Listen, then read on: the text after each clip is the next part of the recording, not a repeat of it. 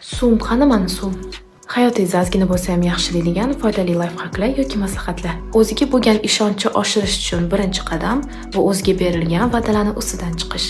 Bu narsani men o'zim sinab ko'rganman. Qachonki siz qo'yilgan kichkina maqsadlaringizga erisha olishingizni va o'zingizning va'dangiz ustidan chiqishingizni bilsangiz, o'zingizga bo'lgan ishonchingiz har doim oshadi. Mel Robbinsning 5 sekund degan metodi bor. Bunda siz hayolingizga qanaqadir foydali ish qilish xohishi kelsa, siz uni 5 sekund ichida turib qilishni boshlashingiz kerak. 5 sekund ichida boshlab olsangiz, siz u narsani olib ketasiz. Agar buni keyinroq orqaga qoldirsangiz, miyangiz avtomatik qanaqadir bahonalar o'ylab topishni boshlaydi. Qachonki muhim qaror qabul qilishingiz kerak bo'lsa, o'zingizga bir kun muhlat bering va yaxshilab uxlab oling.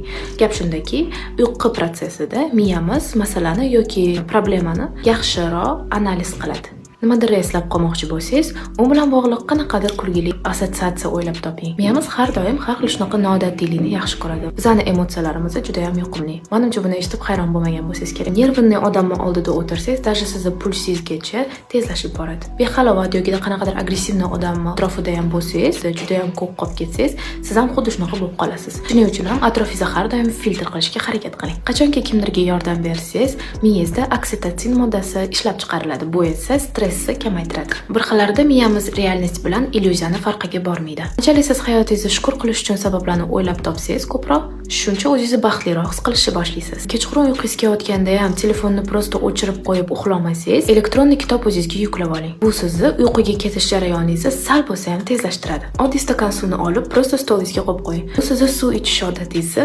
ko'paytiradi. Biz bilganimizdek, odam 2 litr хотя бы suv ichish kerak kuniga. Kontent yoqqan bo'lsa, like qo'yib qo'ying. Qo'shilib qo'ying.